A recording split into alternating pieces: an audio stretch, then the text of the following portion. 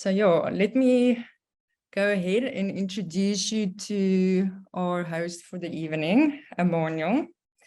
Emmanuel is the founder of Peace Evolution, and he always describes to us, there was a moment, I believe, when he was, I think it was when he was 23 years old, and he was lying on his couch and he thought to himself, what is the meaning of all of this?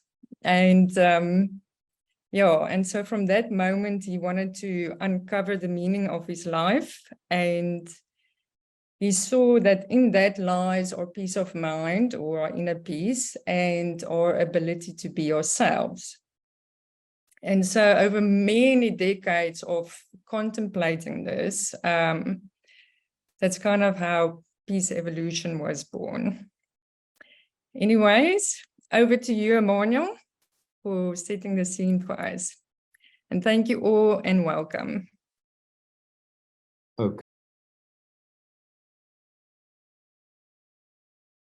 Okay, so what I want to do now is I want to set the scene of something that I'm predicting that you might never have heard before. I'm not saying you have heard or that you haven't heard it. I'm just predicting you might not have. And take it back to my journey. As Linda said, it started at 23, but before I elaborate, it's an absolute honor and privilege to all of you that you are here, and for me to be sharing some of my life with you. And as we get into it, maybe you share some of your life with us. And even if you are just here listening, that's also already sharing. So thank you for taking the time to be here. And I'm going to jump in at the age of 23. That's quite a number of years ago. And it started exactly how Linda mentioned. So I was in the sunroom on the couch, and I thought to myself, what I see around me. So please bear in mind, I didn't have many, many years of experience at 23. How much experience could I have had? But the thought occurred to me that surely this can't be what it's about. So I was desperately searching every single day, everywhere I went, everything that I did, that this can't be what it's about. And one thing led to another, and over many decades, I would go down a path of many things that maybe all of you or some of you have also pursued. At one point, I even learned to hypnotize, to be able to hypnotize, and all of the various things that I did helped me with one thing, definitely, and that was to take charge of my mind. So I could, and I saw years and years later, I'm talking of maybe 20 years later, I would like to use the small example. I would go to the movies in the days we still went into the movie theater and watch movies. And I would watch the people watching the movie. I was also watching the movie, but I was watching the people watching the movie. And then I started realizing, but I'm watching myself living my life. So I'm living my life, but I was also a spectator or a witness to my life. And I eventually started doing that fairly easily, where I could live in that moment and see what I see in that moment. while I'm living the moment. So it's like as if I had a computer watching the computer doing whatever the computer was doing. And I'm using the computer analogy because that's my background.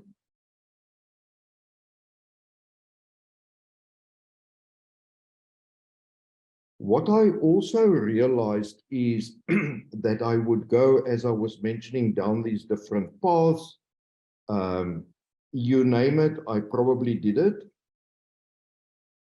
But what I very, very quickly found was it was not for me. Every time I went down any path, I saw it was not for me. Then roughly in 1975, I stumbled on a job which was for me. When I was doing the aptitude test, I broke out in an absolute ice cold sweat because here I was doing something made for my mind. That lasted around about 15 years. And then I saw, oh, this is also not for me. So a mixture of looking at variety of things, a mixture of looking for what I would like doing every day, but they all wore off after a while. It's like nothing could hold my attention. I would get fed up. I would see this is not for me. I would also eventually start seeing that I was reading this book and this book and this book and this book. But in my bookshelf, there were books with a bookmark in it, a bookmark in it, a bookmark in it, a bookmark in it, a bookmark in it. And then when I went to investigate where did I put the bookmark, it was where the author, either a psychologist or just a person off the street who started writing about their life, where I stopped reading and where I lost interest was where the book was talking, the author was talking of what they had discovered. And those discoveries, of course, didn't work for me. I went further. I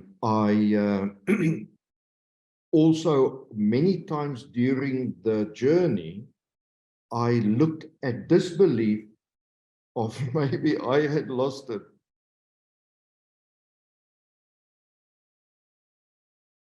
What is this thing I'm looking for that I can't find? And I thought maybe I lost it completely, that I was actually not sane. In any case, I went on and on and on and on and on, and then eventually I discovered something. I just would like to elaborate. During this time, I also, in my day job, the type of day job that I was doing,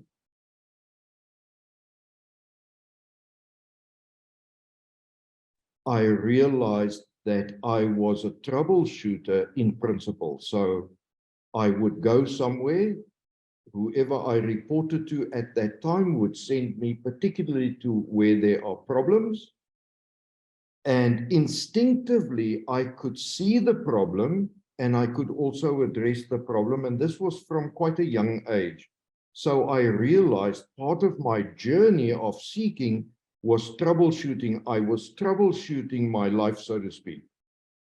Linde, and if I'm taking too much time, please give me a minute or 2-minute call so that I can start wrapping up. I could go on forever. In any case, so on the one hand, I was troubleshooting, and on the other hand, I had gotten into a pattern of very quickly being able to see this is not for me.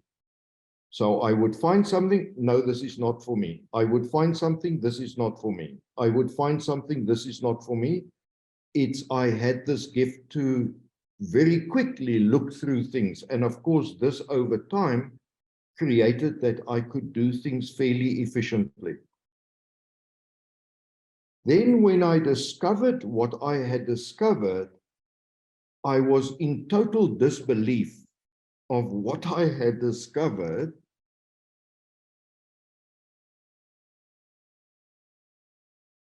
And one thing led to another, and that discovery is also the origin of why we are here today, and also at the bottom of what we are going to be sharing and how we are going to solve whatever discussion we are going to have. So I thought, well, Emmanuel, if this is what you discovered for yourself, could it exist in other people? Could that also be the remedy or the recipe for other people? And I said, okay, just maybe. And I gave myself 1% chance that it does exist, that particular, what I discovered for myself, which is unique, completely unique to me, that the same similar thing, which is unique to everybody else, might also be the case. And I said, okay, at least 1%, let me pursue this.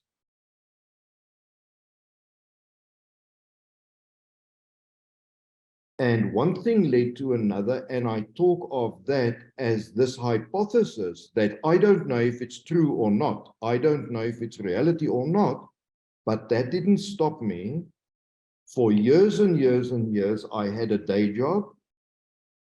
And when I got home until all hours of the morning, sometimes right through the night, I would figure out, how am I going to make something that I discovered as a life and a way of life for me, and taking that and offering it to anybody else.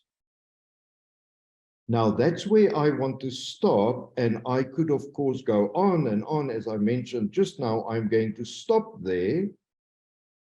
And what we could do is, Linde, maybe with each time we come together, I could tell another part of that story. So I now just gave a very, very broad, 1/2 inch deep, mile wide of what had happened to me and how this peace evolution came about and how all of you fit into it.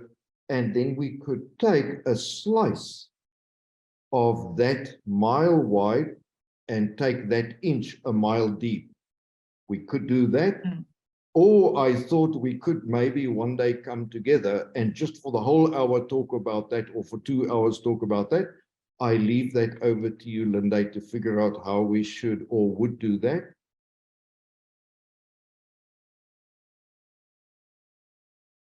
And that is my story as setting the scene. So here we are going to look at finding a solution to anybody who has whatever problem they have. They might not see it as a problem. Of course, we are going to troubleshoot. So that's the theme here. We are going to troubleshoot, and the end result of that troubleshooting is inner peace. Thank you. And over back to you, Linde.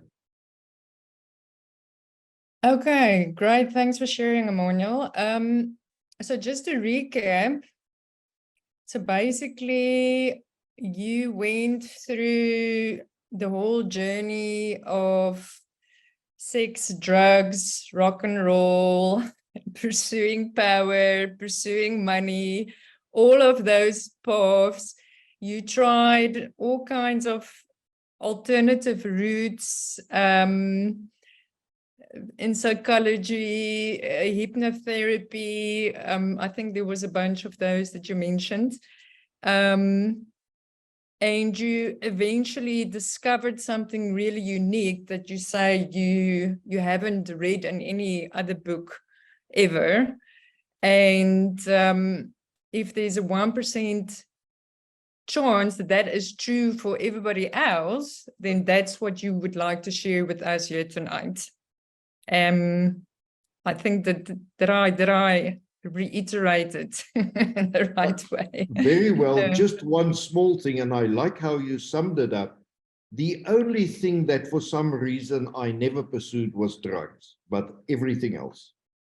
Okay, good. Yeah, so I think the question here, Emmanuel, that I think is on everybody's minds is perhaps, what is it? that you discovered that is so unique that you want to share with the world? Perhaps you can elaborate on that for us.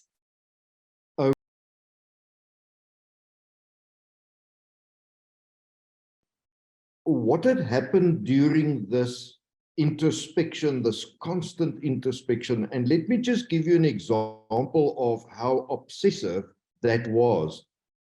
There was a time when I stopped my job. I discussed with my family that I can't support you. I'm now taking time out. I remember vividly one of my daughters said, "Dad, does that mean I'm not going to get pocket money?" So I said, yes, no pocket money, no nothing. And for literally 8 months,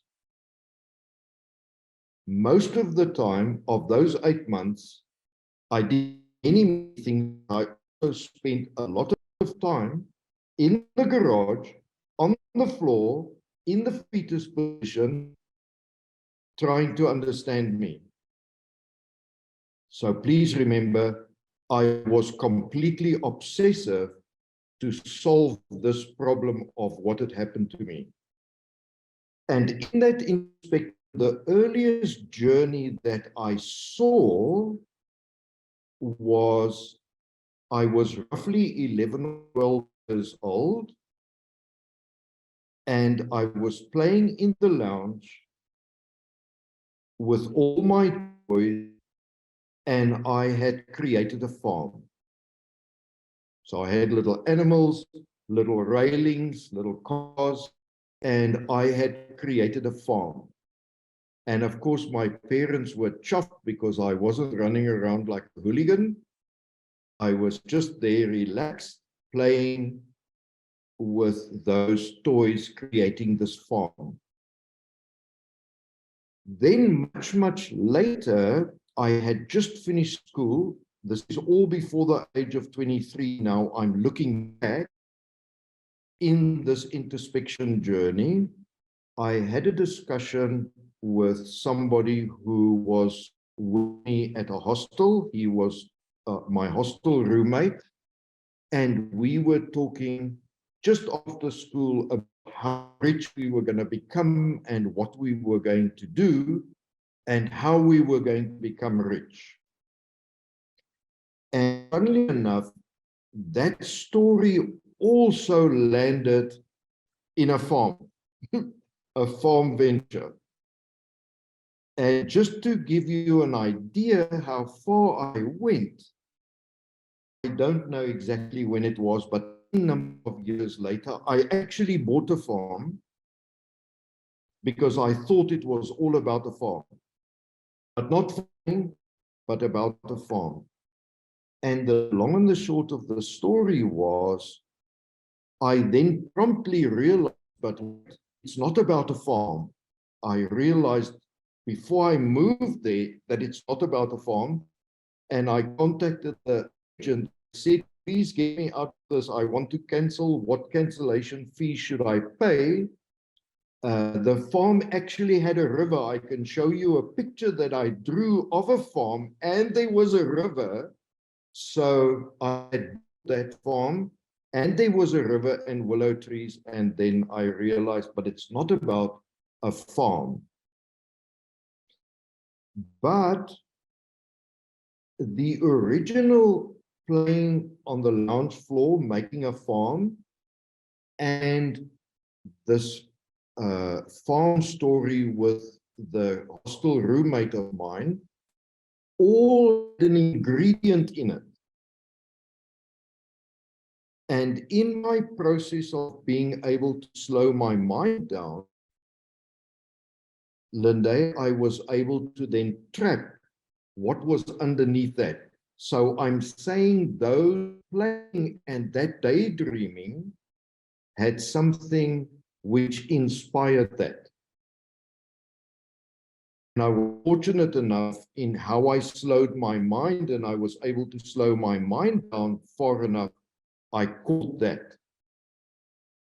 And I could then see what was the undercurrent. I'm using this terminology now. You're going to hear some terminology from us. We have developed like in many things, if I was a motor mechanic, we would have motor mechanic terminology. If I was a veterinary doctor, I would have that type of terminology. Here for peace evolution, we also created our own lexicon, our own vocabulary.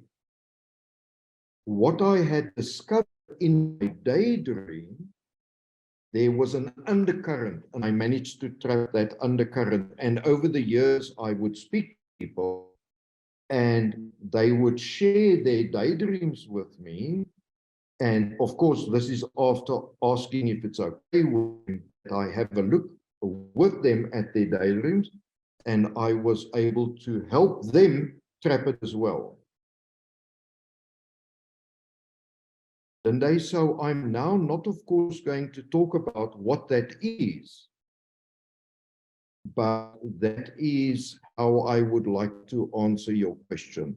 So our daydreams, whatever we do, would like to share it like this. The fact that we have a house, or that we have a dwelling, or that we have a car, or that we have the credit card, or we go shopping, or that we go on a date, or that we go for dinner, all of that has an undercurrent which I was fortunate enough in my life to trap it, that single undercurrent. And I would like to now take that just a step further. That undercurrent that I trapped, I saw was why I was here. Here tonight, why Emmanuel was born. The reason behind what his intention is in his lifetime, and that's what I trapped. So if any of you would want to also try that, we're going to talk of daydreams as well, and we're going to unravel those daydreams, and we are going to look at the undercurrent. I would like to say our shopping malls has got the same principle, but whoever built its motive was money. There's undercurrent. Our estates where we stay in, the towns that we stay in, they all have a misrepresentation because we are money driven. But there's an undercurrent, and that's what we at Peace Evolution is about, helping people trap that undercurrent. Okay, Linda, that's it from me on your question. Did I answer your question? Yes, definitely. I think just to summarize again, so in a sense, Emmanuel, you're saying that the undercurrent of your daydream was, you thought it was about pursuing money and power. And farming. But then you discover, yeah, oh, you thought it was about farming, but then you discovered actually it was something else. Okay, I see.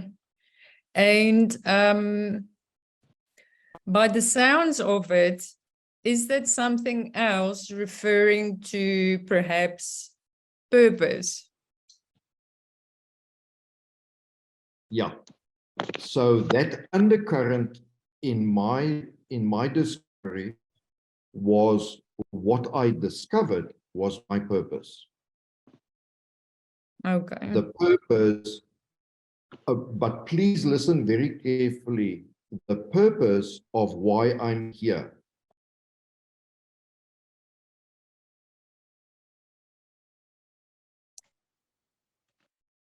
Okay, Right. and let me just say very clearly, very clearly, a purpose that I decided for myself. So in other words, once I discovered it, I also discovered how I decided what it is that I'm doing here.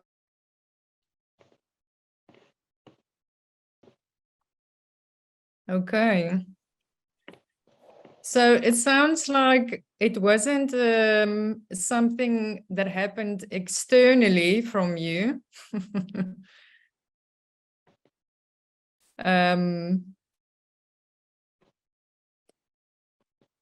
I don't know if anybody else wants to ask questions about that, please do. Yes, please. Anybody have? Okay, so if that thing that you discovered, Emmanuel, was your purpose, how did that change things for you? Okay, very good question. And please, if anybody has, Linda, I just want to backtrack a little bit. As I mentioned to you and to the other Peace Evolution colleagues that are here,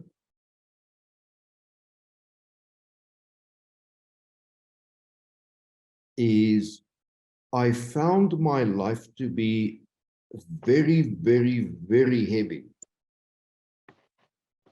It is a heavy topic. It's a heavy thing to lie in your double garage for 8 months to try and figure out what your life is about. And since we came together here, that has now all changed, that there is a lightness that I'm seeing evolving.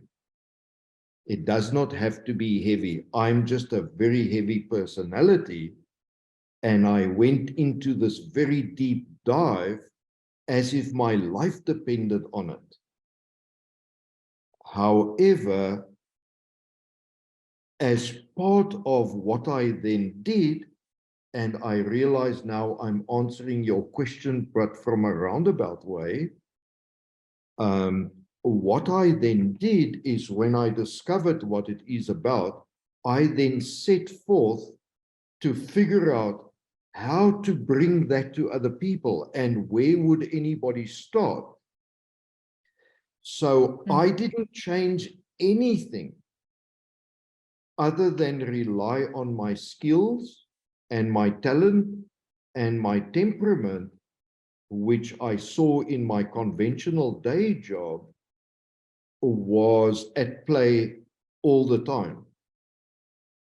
I'm now just doing, as you all know, that know me now better, I'm just doing that very same here, and I'm encouraging all of you to also just do the very same thing. So since we have gotten together, starting Peace Evolution in the format that we've got it now, everyone has brought a lightness to my life. So although I might be sounding very heavy now, I'd like everyone to please feel comfortable. This is about being light-hearted as well. So if any of you want to throw me with a tomato or a rotten egg, please do. I don't mind. None of us would mind. And I encourage you to look at this from your own personality point of view. If you are heavy, yes, then it's going to stay heavy. If you are light of heart, please, let's bring anything like that into it. So to answer your question, I then looked at how could I convey what I had found for myself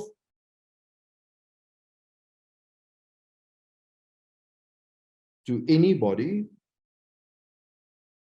who would want that. I say there are only two things that you need, is brutal honesty with yourself and courage, of course. Now that brutal honesty is another heavy thing, but brutal honesty and courage, and it's possible to move forward. And in that between, Linda, when I met you and we started taking Peace Evolution further, we converted a lot of the thinking and building blocks that I had put together into the business model, into the financial model, which none of you would believe if we tell you what the financial model is, and also how we're going to go about doing this. And at the heart of what I discovered and recognized in myself is that my vision, please listen carefully.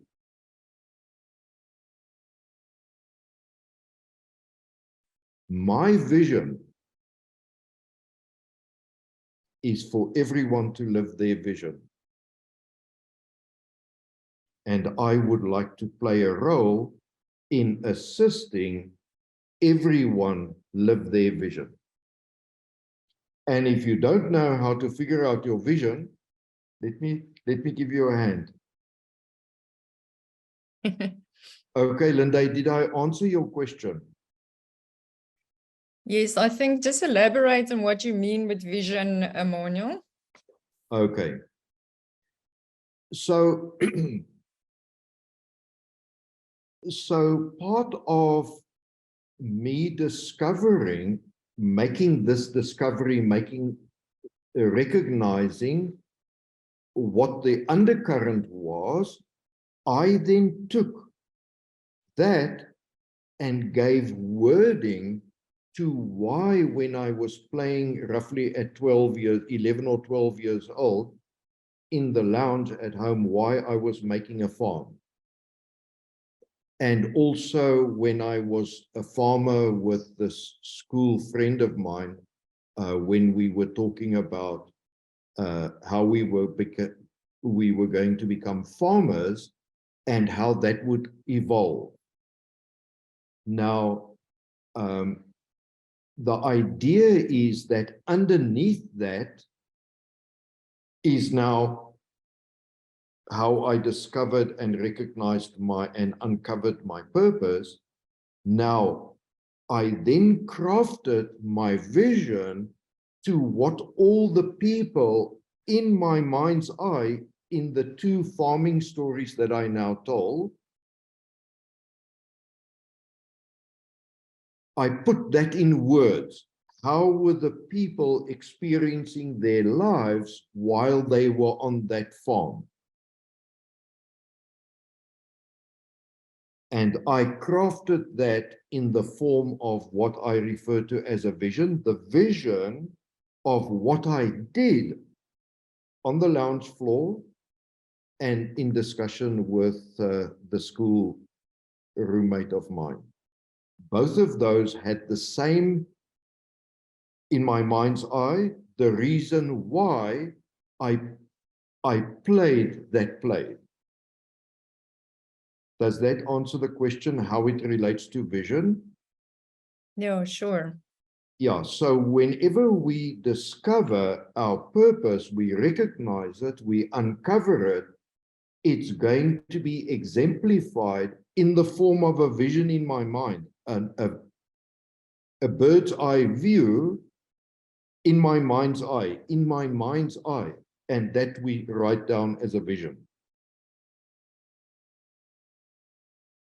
Okay.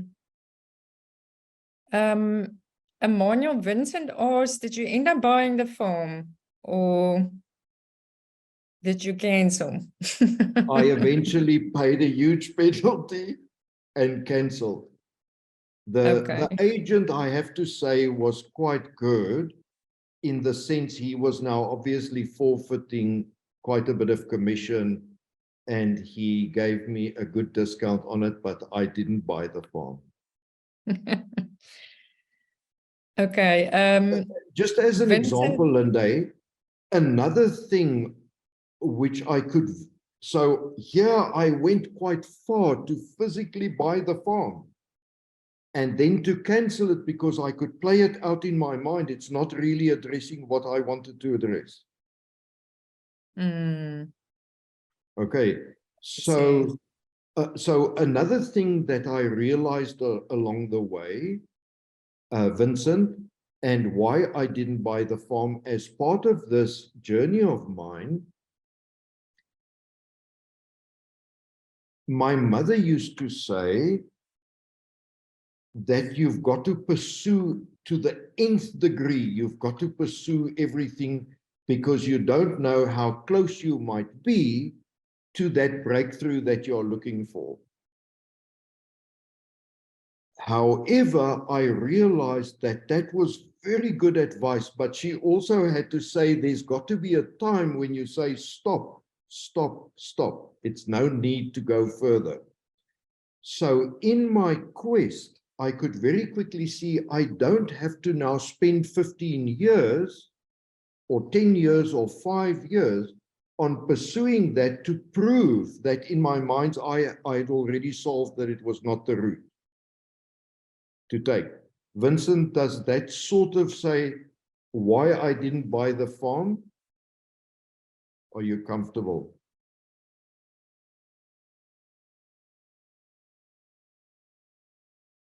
Okay, so while Vincent responds, Emmanuel, I want to know what kind of questions did you ask yourself when you were brutally honest with yourself about this whole farm story? What came up for you, and what was so intense that you had to take a lot of courage to say, well, this is not my path and this is not the vision? Okay, Linda, you're asking interesting points, very interesting points.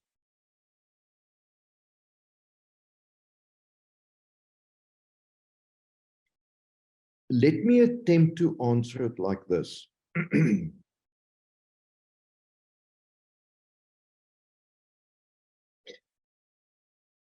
So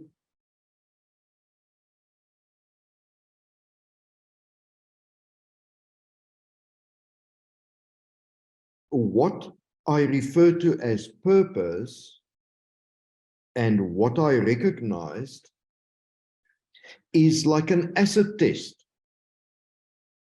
In other words, if I mix this and this, am I going to get that if I was a scientist or a biologist?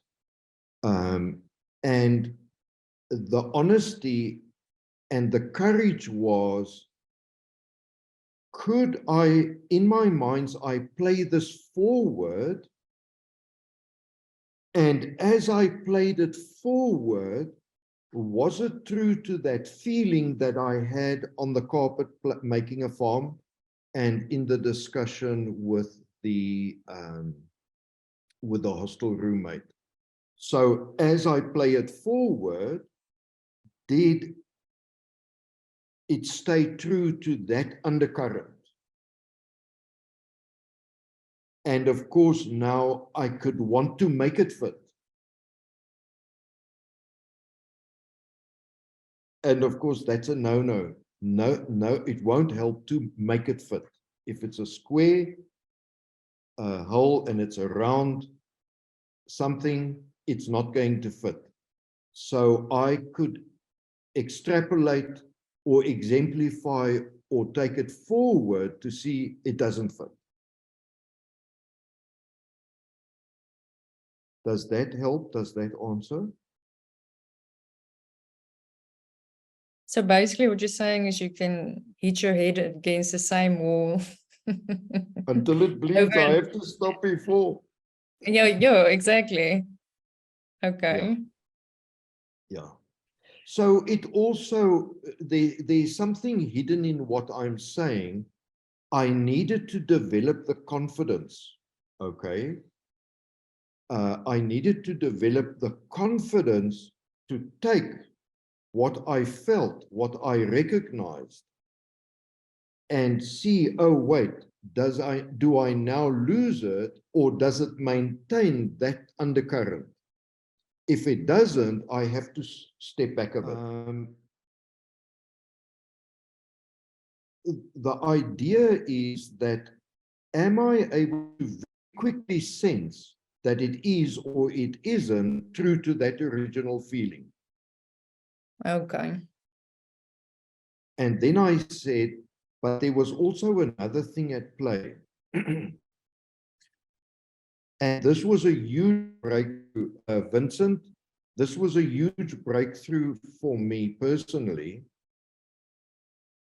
because in my mind, my pattern that I wanted to solve, what I recognized, was to isolate everyone on a farm. And that's a falsity. If I'm isolating everybody, it then means there's a whole other different story about that now. And I don't want to get into that. That could be a story for another evening.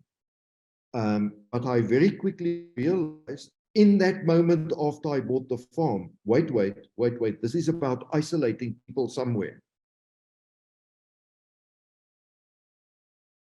So I want to ask everybody else this question, and please, if you feel comfortable, write it in the chat. Anybody?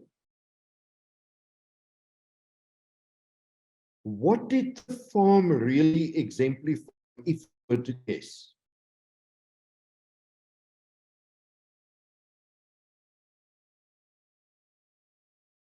I'm not saying you're going to be able to guess this, but just maybe somebody guesses. The farm at 12 years old and the farm roughly at 19, 20, 21 years old. I forget now when it was at that with my hostel roommate. What did that really that farm exemplify? In Emmanuel's, how shall I say, in his world, his inner world. Who would like to take this? Okay. Dialina says freedom. Okay. Thank you. I'm going to elaborate after I've got a more. Accomplishment. Okay. Thank you, Chantel. Nurturing other people. Resh. Thank you. Safe place. Any community. Linda. Launchpad. Marley. Security. Anybody else? Okay, and if you have anything else, please type it, but let me answer. Every one of those that everybody said, but not in isolation.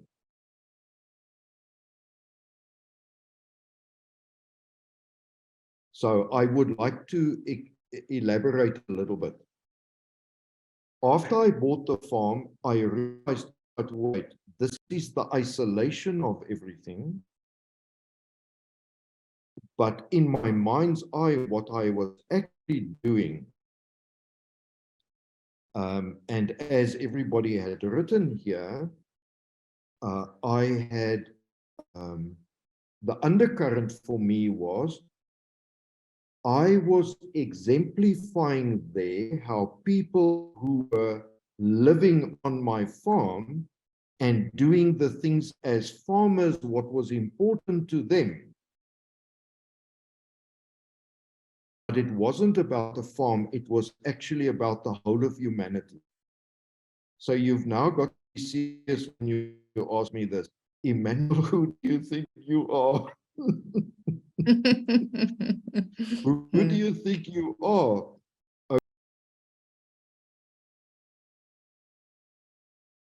Okay, so I felt, and I feel quite brave about this, from a sense of, in my day job, I'm a troubleshooter and I can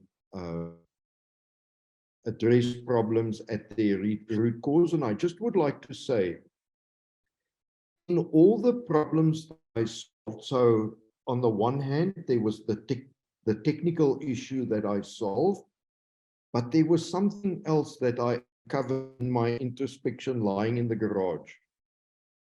Vincent, I'm going to come back to you. Must be a big farm. Yes, in a moment. What I had realized was that my strength was when I arrived at the problem area. By then, the people there were shattered.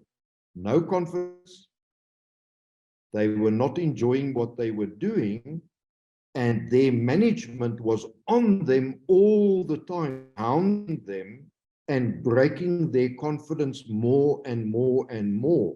And for some reason, when I arrived there, what I had discovered there is the people had lost the little bit of confidence that they had. Because remember, the moment there's a problem, and you see it in sports, you see it in office spaces, you see it everywhere, the moment the problem, the person who comes in to solve it usually puts the people first. And what I discovered in hindsight is I would go there and get all of management, stakeholders and shareholders out of the way. And why they listen to me, I really don't know. I've had some harsh words with stakeholders and shareholders to say to them, oh, it's not going to work like that. If I'm the wrong person for the job, tell me, and I'm going to pack my stuff and go. But if you give me a chance, I'm going to solve this for you. And it's usually always to get the people at ease and for them to start growing confidence again. And as they grow their confidence, it settles and we are then able to address serious things. And have fun while we are doing it. It was always fun. And I don't want to talk too much about the fun because there was also fun until 2, 3 o'clock, 4 o'clock in the morning sometimes. Okay. Vincent, no, it's not a big farm. It is the whole of planet Earth. That is really, in my mind's eye, the farm that I'm talking about. So putting us all in a farm isolates the solution. Removing all the constraints, it's all 8 billion people on this planet, and it is this planet. In my mind's eye, when I really look back at it, that's what they're playing. So remember now, I'm 10, 11, 12 years old. I didn't think then in terms of the planet, but what I am sharing here today, what I realized as I was walking my journey, I don't want to exclude anybody.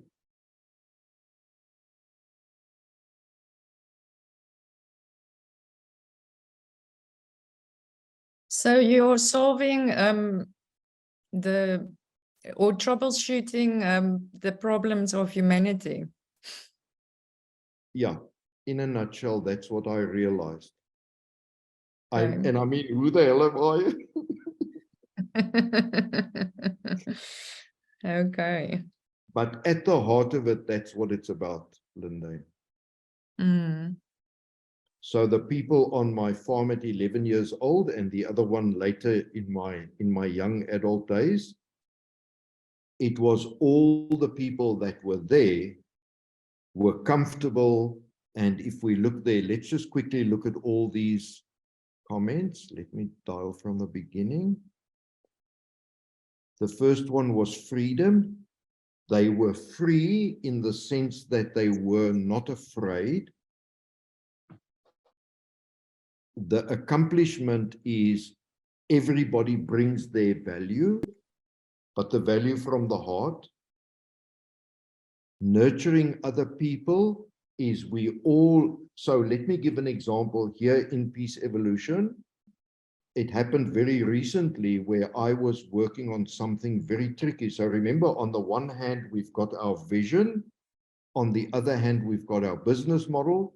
On the other hand, we've got our financial model, and we also have operations.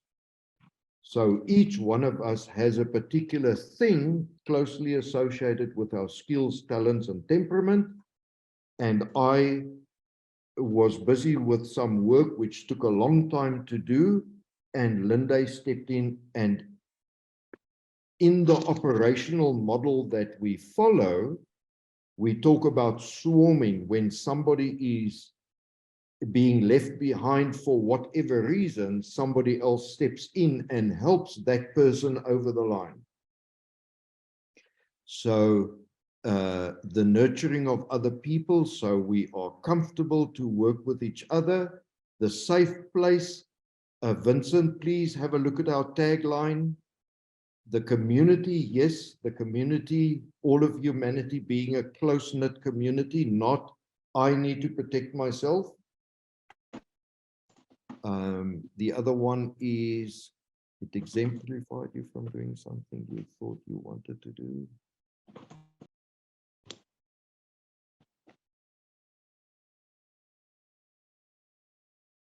I'm not sure about that one.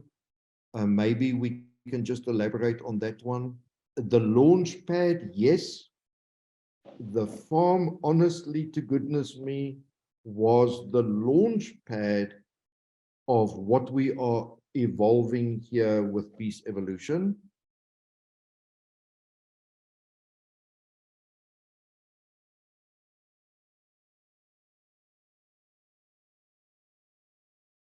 Now, the other point also, people, so just as a matter of interest, we now do things external to have security. Let's take money, for instance. If we have money, if we have a house, if we have a car, if we have this partner or that partner, if we're doing this, if we're doing that, if we have status, whatever the case might be. But where does our security really live? Inside. The security comes from here. Yes, the meaning to your life must be a big farm. It makes sense. Okay. So anybody else, please, if you have more, fire them off. Linde, back to you.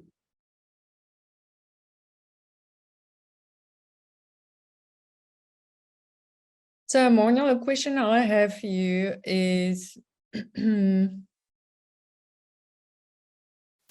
we all have daydreams. And so are you saying that our daydreams are the ingredients to give us a hint or a clue of, you know, what we can recognize in ourselves as our purpose? The short answer to that is yes, Linde, our daydreams. However, with our frame of reference in how humanity has evolved up to now, our frame of reference obscures. And I thought, as an example, that the farm was money and power. But it has nothing to do with money and power. None whatsoever. So we need to know how to look at our daydreams. In other words, what I managed to do was to slow down my mind so that I can trap each and every thought,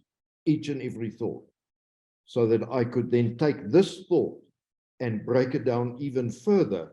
And I don't have to do it right now. I can next week have a look at a thought that I had last week.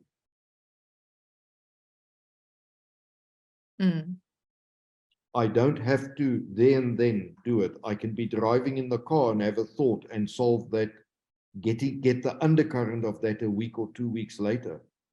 Just to give everybody an idea, my relationship with my mother was very, very broken. Very, very broken. And I think a decade and a half after she had passed, I had figured out what caused the brokenness of our relationship. Okay, so just a moment now. I said 2 minutes ago, and it wasn't 2 minutes ago, but it's just a figure of speech, that I didn't have to pursue anything for n number of years. I could figure it out by saying, oh, wait, that is not true to what it feels inside of me. And therefore very quickly discard it and move on.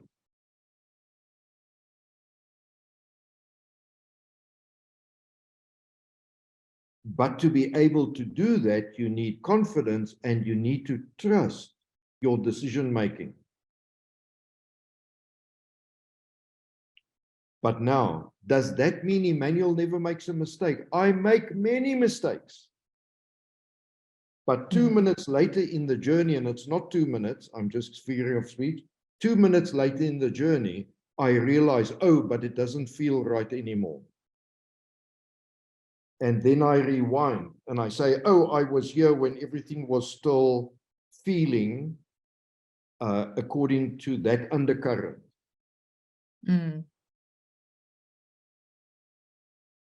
Okay. Marley has a question for us, Emmanuel. Okay. She's Right, let's asking have a look. Why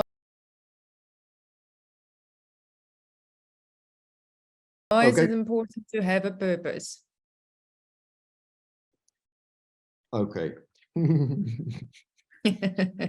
Okay. Marley, please keep in mind I said that I feel 1% confident that what applies to me might apply to other people. So I'm not saying everybody must have a purpose. But in my life, it was definitely the case that just getting up in the morning, going to a job, or shaving, brushing my teeth, eating, whatever the case might be, and going to a job, sitting in the traffic, doing a job, and from there coming back home, and tomorrow the same routine, and tomorrow the same routine, was not for me. And as I unraveled everything, I came to a point where I realized what was for me. And I'm making the assumption that with a 1% confidence, so the hypothesis is if it is that like that for me, there's a 1% chance that it's also the same for anybody else. So what I would say in my own life, it is the reason why I wake up. It is the reason why I do everything I do. And now I want to use very harsh words in my own life. If I couldn't live this, what I'm living, I might as well be dead. Everything else doesn't mean a thing to me. So the house, the car, the income, the anything. If I'm not using those as the tools to live my mission, I don't want to live simple as that. But that only applies to me, Marley. It might be that it's not the same for other people. That's why I say there's a 1%. But did that answer the question? Okay. She's nodding. Okay. Thank you. So we've got another question from Vincent. He's asking, does this mean problem solving online worldwide? Okay. The global form. Yeah, Vincent, I like that. Let me elaborate on that. Now you're taking another journey into my mind. And that journey says that if this 1% hypothesis of mine is actual, we are probably going to develop a physical academy in Spain, a physical academy in wherever we realize we would like to have a physical academy. Because we're on these different time zones, and because I have envisaged in my mind's eye that I would like to do what we are doing here now online. And of course, now it's a convenience factor because it doesn't take a lot of money to do this. We don't have to fly anywhere. We don't have to drive anywhere. So online on Zoom at the moment, it's very, very economical. but I envisage that peace evolution would have academies internationally, anywhere in all the time zones, and this discussion could be happening. Okay, wait, I have to just step back quickly.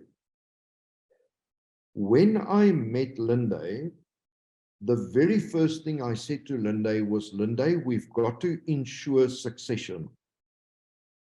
If anything were to happen to Emmanuel, I don't want this peace evolution to come to a halt. So what Linde and I did as one of the very, very first things is we figured out how the succession would work. And the other thing that we are constantly doing, and that I am quite obsessive about, is that everybody in peace evolution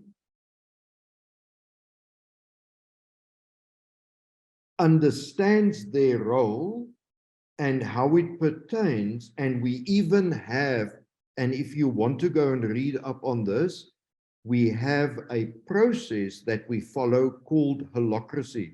Linde, do you just want to type that in the chat, the spelling of it, holacracy? And Claire is our resident holacracy champion. And what holacracy says is that you autonomously energize your role. How do you like that word, Pierre? Energize. You energize your role, and you don't need one role. You can have 10 roles, you can have 15 roles. And when you're fed up with this role, you can take another role. And so at the moment, all of us, as part of Peace Evolution, we have different roles. Like I'm a Scrum Master, I'm a product owner, I am our toolsmith, so to speak. So everything that fits into my skill set and my talents and my temperament is what I do here, the same with all of us. So that means that if we've got a Spain Academy, it does not mean Emmanuel needs to be there. We are continuously cultivating that we all are proficient in our own right in what we do. We have a governance, and just to give a small example of the governance, so Linde does whatever she does, Emmanuel does whatever I do, all of us do whatever we do, and our governance says, and I give you a simple example, I'm able to put up a picture frame in my house, but I can't go to the neighbor's house and put that picture frame up. So, of course, we all honor and respect the domain of each person in peace evolution. Now, in the question that I'm busy answering is, of course, as we travel to different destinations all over, some of it will be internet over Zoom, some of it will be in physical locations anywhere in the world, and we would be developing that through our business model. We would be developing that with the necessary governance and with the necessary autonomy that whoever wants to do the thing in Spain does it in Spain. So we're very conscious that people in South Africa and everybody in this time zone would be on Zoom until we see, oh, wait, there's a big contingent here, and we would develop a physical academy there. So that means we have space for any role. If you are this role or that role, it doesn't matter. We have space for all of that. Did that answer your question? The question, does that mean problem solving worldwide? Yes. For the human species, so to speak. Okay, Vincent, Linde? did that answer your question?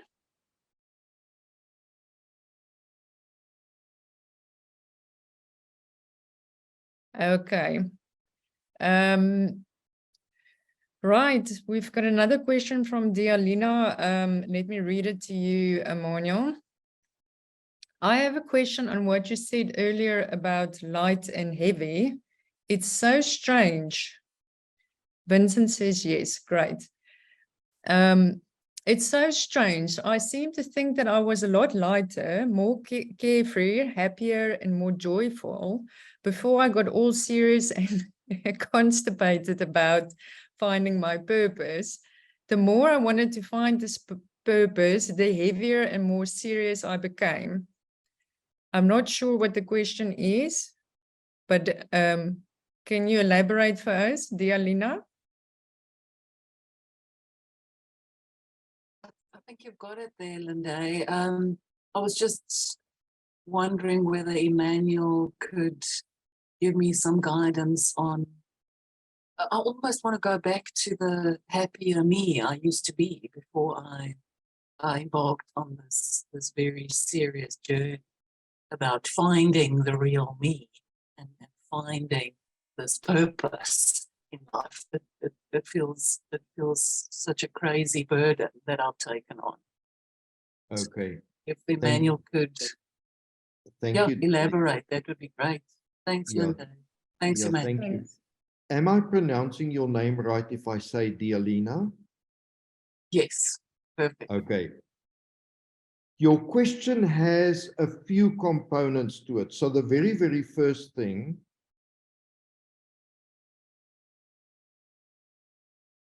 but I'm speaking now about my own journey, and maybe there are parallels to you. But I'd like to start from the light and heavy. So what I'm about to share is about so long ago, the most recent past, and that was before I met Linde, and that was before we started Peace Evolution in this form.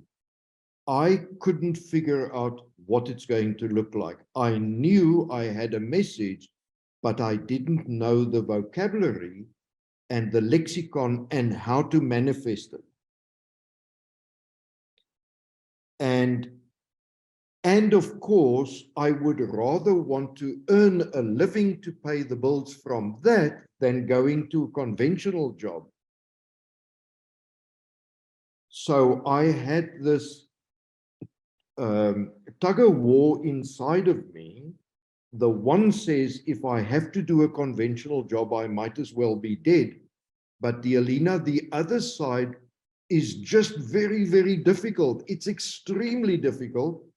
And this is where it turned for me at some point. I went to bed one night,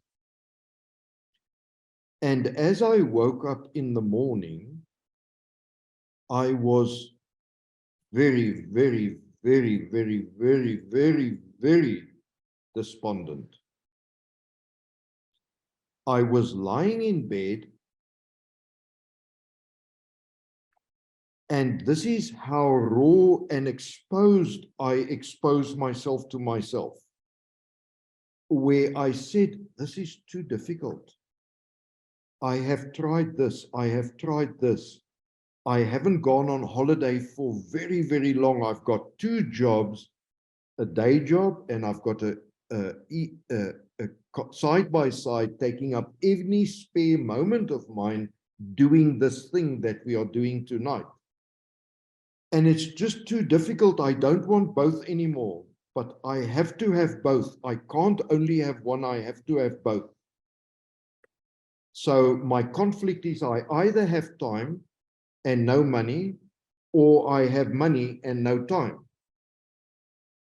And I said to myself, and I was lying in bed in the darkest that I have ever experienced in my life. And I said, maybe I should just give up. Maybe I should just give up and curl up and then just die if that's what I want. So in other words, if I'm saying on the one hand, it's so difficult, to just have a conventional job for me, I'm not saying it's like that for anybody else, but if it's that difficult for me and I can't cut it to make a living out of it and to spend all my awake time doing that, then I might as well be dead. And this is the moment now where I think I'm going to make the decision, I want to rather just die right now. So I was very, very heavy in that moment. I was in the darkest of darkest of darkest that I ever found myself in. And a funny little thing happened there. And I thought to myself, look, if there's 1%, and this is this 1% that I'm talking about, if there's 1% possibility, let me dig myself out of this hole again and start moving and start moving and start moving and start moving. And many things happened since then. We could spend days just talking about that. But I started moving, I started moving, I started moving. One thing led to another, and I met Linda, and she broke down the message ad nauseum. Ad nauseum. She broke down the message to understand it, to say, oh, Emmanuel, but you're actually talking about this. Oh, Emmanuel, you're actually talking about this and talking about this. And that's where her skill set comes in. And so suddenly, from this very dark place, here was somebody shining light on that.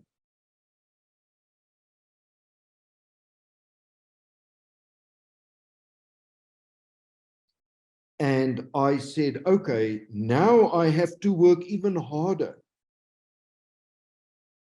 to put my money where my mouth is and to help that we transition out of needing day jobs, because all of us have day jobs. Now, part of the model is also with my own experience of balancing liking what I do versus making money. So there is this balance, and also we have the model here as to how we make a living at Peace Evolution. So that's one dynamic of the light and the dark, the lightness and the darkness. The other part of the story, remember I said you're talking of a few things at the same time in asking your question. Another side of it is, I certainly thought that when I discovered and recognized and saw what was behind and the undercurrent, I then said, okay, but wait. This is life or death, but it's not really life or death. But I said to myself, and you can hear in how I speak, the one says I might as well be dead if I can't do this. So I needed to also balance that the one is needed for the other. And have I got the courage to walk that journey every day, pushing, just edging forward a little bit, to get to a point where it starts making sense. And to get to a point where I say, oh, wait, there is a way of how I could make an income out of this. I have to pay the bills. So that's a second dynamic. The third dynamic that I also found was, because of the problem solving aspect in me, and because a lot of what I do has to do with people, I then said, and a colleague of mine said to me in my day job, he said to me one day, Emmanuel, I also want to learn the technology that you taught yourself, but I'm not going to buy bookcases full of books, because when he visited me, he saw there were bookcases of books. I would like you to look at that bookshelf, all your bookshelves, and give me the name of 8 books. And I'm going to study that, and I would like you to teach me. I'm going to trade some of my services for you, and he wants me to teach him to transition from his job to this job, this technology that I was into, which we then did. He went on from success to success to success to success. He wrote a few certifications. He became quite the cat's whiskers, and he went on. So the big thing that I also realized is we don't have to make this big break into something. Just use our current skills.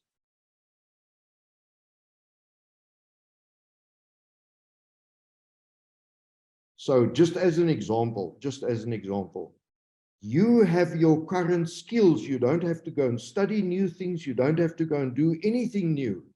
All the answers you want is already in you. You just have to unlock it. Simple as that.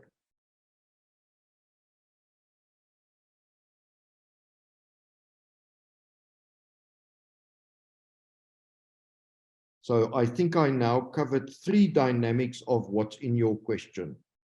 Now, of course, getting to make a living. So I had 3 pillars. I said, I would like to realize what it is that I like doing. I want to make money from that, and I would like to have a life partner to share my life with.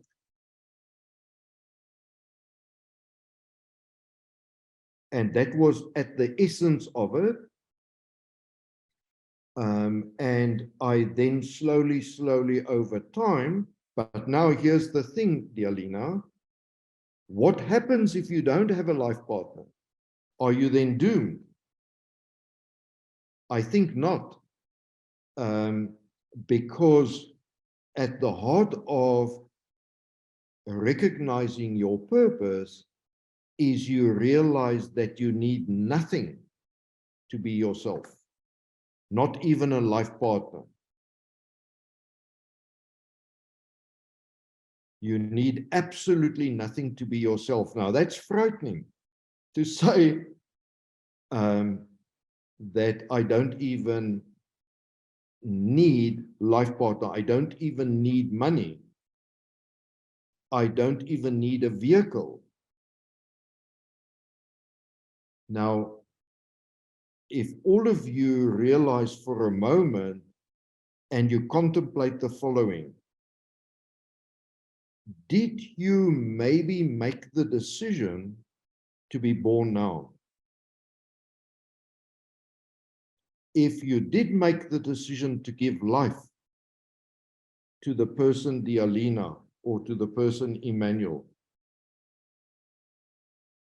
am I then going to say, oh, but wait, I can't be me because of this and because of that, or because of that and because of this and that?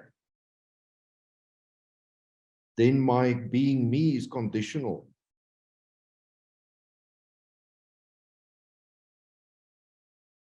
And of course, all of what I'm saying now, I now covered 4 scenarios in your question.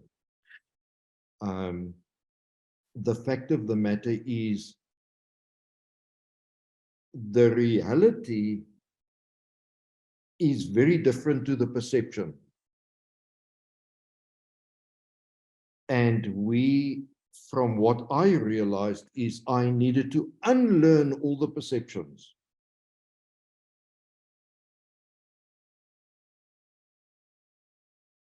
And that's not easy. I needed to unlearn, and that takes courage and brutal honesty. I'm not sure how much of your question did I answer, Dialina.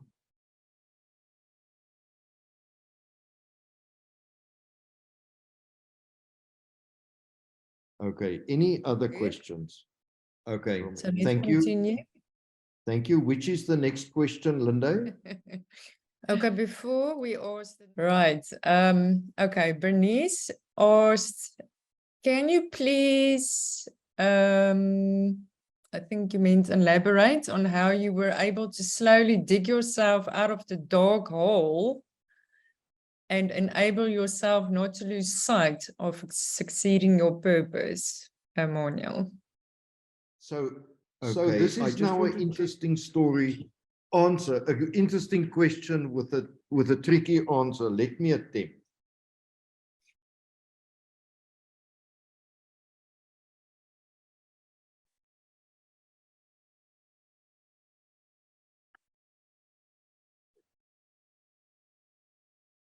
by recognizing my purpose and by saying, okay, in that case, if that is what I am planning to do with my life, it then takes on this particular notion. And please let me say, you don't have to agree with me, but as long as you just understand the concept of what I'm saying. So what I realized was that I'm accountable and responsible for me. I can't say the school, the church, the government, the police, the army, the anything. I am responsible for me, and every breath that I take is my responsibility.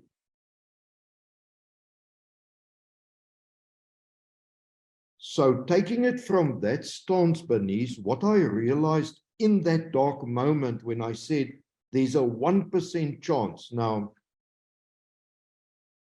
let me say this very loosely. In that 1% chance, Emmanuel from the darkness got his mojo back.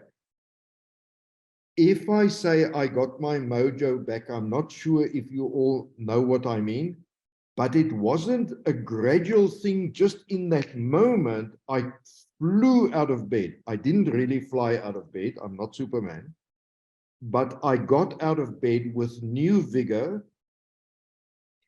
and I was able to tackle the next step. Now, what I have learned over time, please consider this. Emmanuel sees his life as very many chessboards that he's playing chess with, and then he pushes the next most. I can't just play on one chessboard. I'm playing on several chessboards, moving a pawn on this chessboard, moving a second pawn, moving a pawn on this chess. So I'm always doing something to conclusion, one pawn at a time on various chessboards. So as a result, as I got out of that hole, out of that darkness, it was not a slow thing, Bernice. It was instantaneous. Emmanuel got his mojo back. And I just looked at, okay, if I'm now going to do this, which is the next pawn that needs my attention? And over time, I'm intimidated and overwhelmed because there are too many pawns that I'm juggling. And I then sit back and I challenge all these pawns to draw my attention, so to speak. I sit back and I do no thing. Absolutely no thing. And the next pawn that wants me to move it on a chessboard reveals itself usually. That might take an hour, that might take a day, that might take a week. That might take, I'd like to use an example.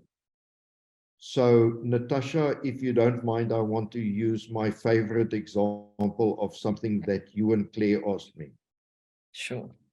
So when Natasha and Claire joined, they were they joined fairly close at the same time. And Linda and I onboarded manually Natasha and Claire, one after the other. In our operational meetings, we talk about this, we talk about this. We were at that time also carving out the next steps of what we were needing. And one day, Claire and Natasha cornered us, Linda and myself, and they said, no, no, no, it wasn't quite like that, but it was more or less like that. No, no, no, we want it more formally. You need to do something to make this onboarding smoother. Now, I had just in 2021 stopped a 20-year job where I was the education head at a corporate where I was onboarding people. And here Claire and Natasha said to me, Emmanuel, you got to get back into onboarding, but automated. And I was in such a spin and so overwhelmed, but nevertheless, and of course, in those moments, I don't sleep at all, Bernice. I just went on and on and on and on and on, and I was unraveling what the two of them asked. And I said, oh, Emmanuel, you've got to just for a moment, for however long it takes, go back and put that hat of yours on.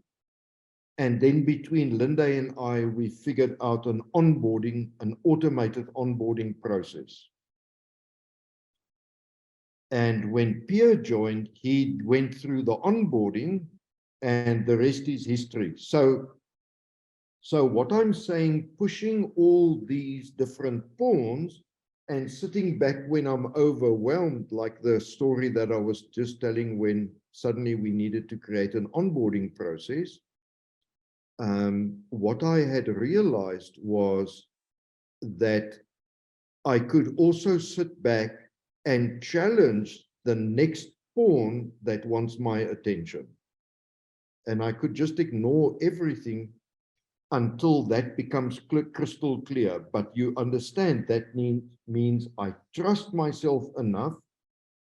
I have the confidence that I'm not going to be drawn into these pawns if they are not really the most important. But that also doesn't mean that I get the wrong pawn sometimes. I do.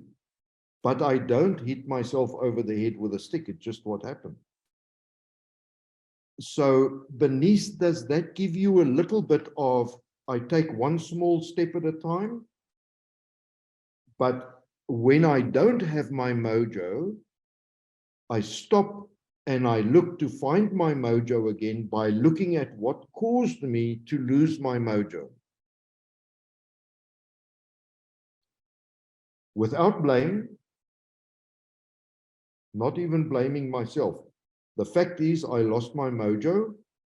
Emmanuel, look, find the moment where you lost your mojo. Oh, it was where Claire and Natasha said, give us an automatic onboarding. And so slowly but surely, I do that when I get to a point where I'm overwhelmed or feel intimidated by everything that I'm busy with. I just stop, sit back, and let the pawns challenge me.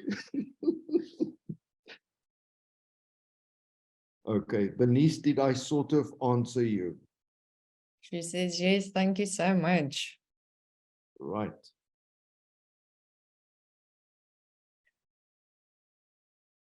Great. Is there any other questions or comments about getting your JoJo bag?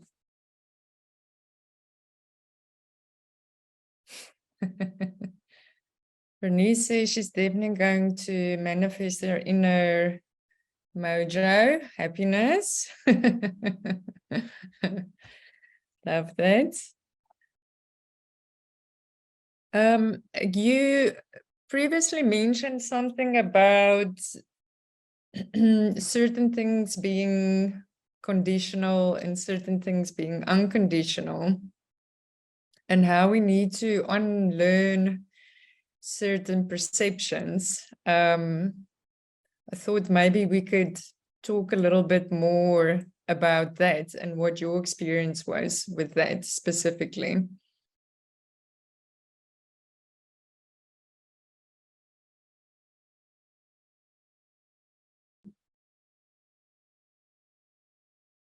So let me look at accepting unconditionally.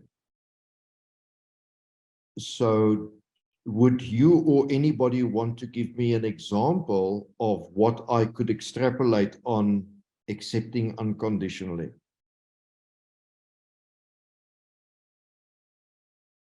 If there isn't something, maybe we can talk about circumstances.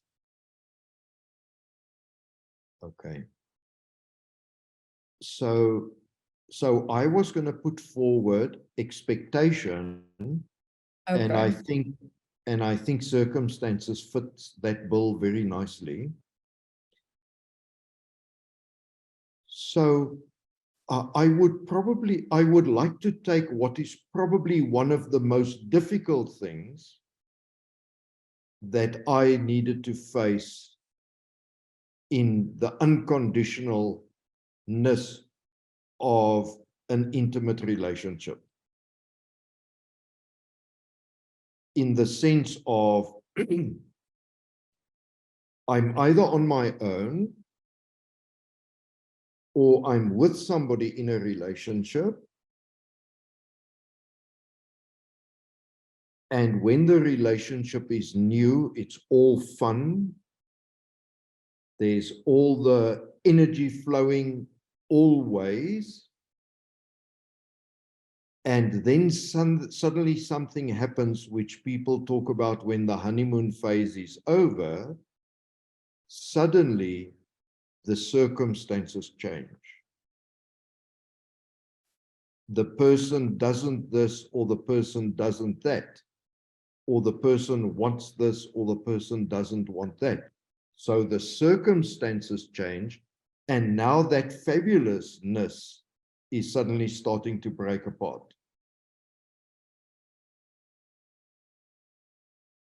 So if we look at this now, look at this dynamic. Person A is in a relationship with person B, or person A wants to be in a relationship with something that's in their mind's eye of how that person is going to be. So when we just meet, that is true usually. Then slowly over time, one or both people start saying, oh, but I don't want to do this, or oh, I don't want to do that, or I don't need this, or I don't need that, or I need this, or I need that. Now suddenly the relationship becomes conditional. The circumstances changed, and I now need that person to be to behave in a certain way. Now look at this, for me to be okay.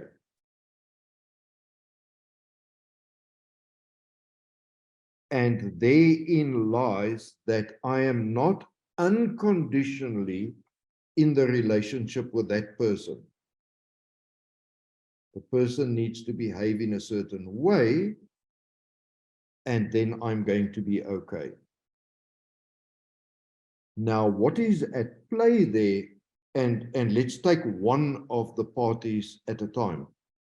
What's at play is the one person, any one of the two, is not okay per se. The words that float around is this person completes me, which means I'm not complete, which means I need that to be me. And to be me, I need nothing.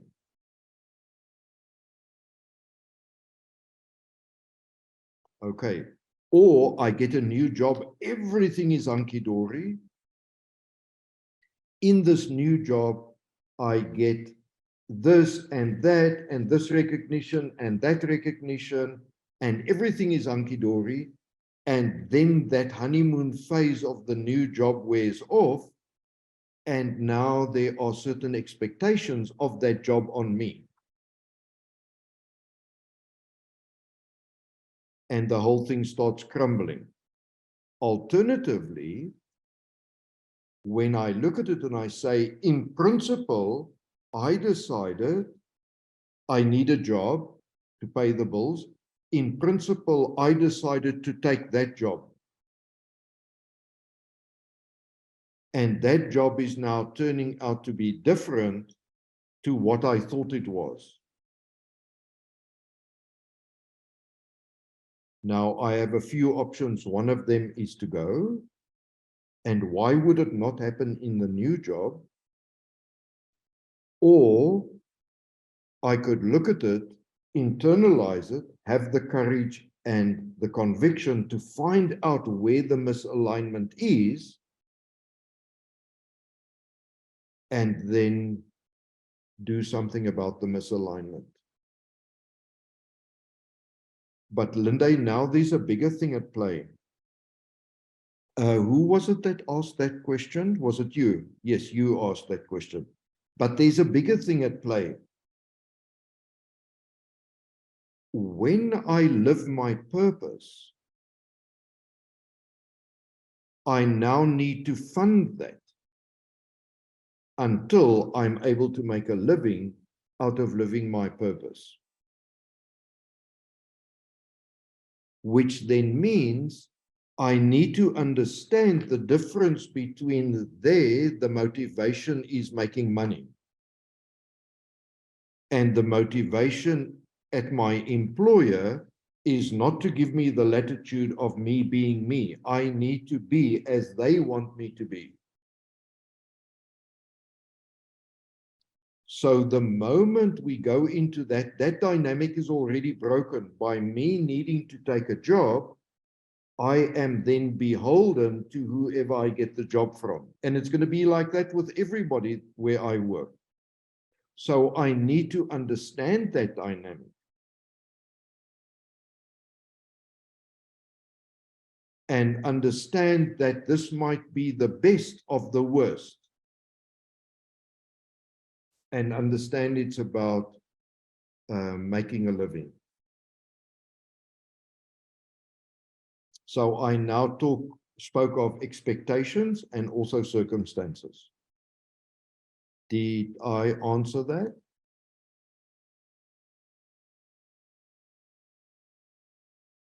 Absolutely. Okay.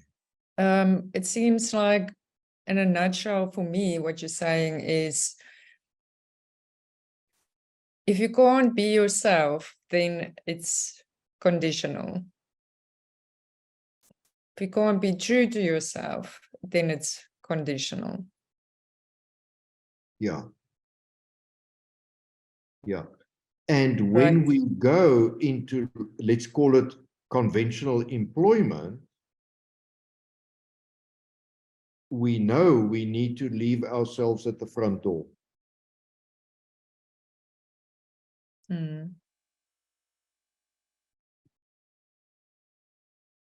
Leave your soul at the door. Yes. Okay. Any other questions? We only have a few minutes left, so we still have time for one more question if anybody has, or comments. I want to thank everybody for coming and joining us and participating. Thank you all for asking questions and engaging and all your wonderful comments. We really appreciate it. Yes, and I guess if you guys do feel, you know, that these type of discussions could add value, you know, to more people, please spread the word. We are planning to host these type of discussions every 2 weeks on a Thursday evening. And then that is it. Thank you so much, everyone, for coming. It was really awesome. And thank you, Emmanuel, for sharing your life's journey with us. Really appreciate that. And it's an honor and a privilege. And a good evening to you all.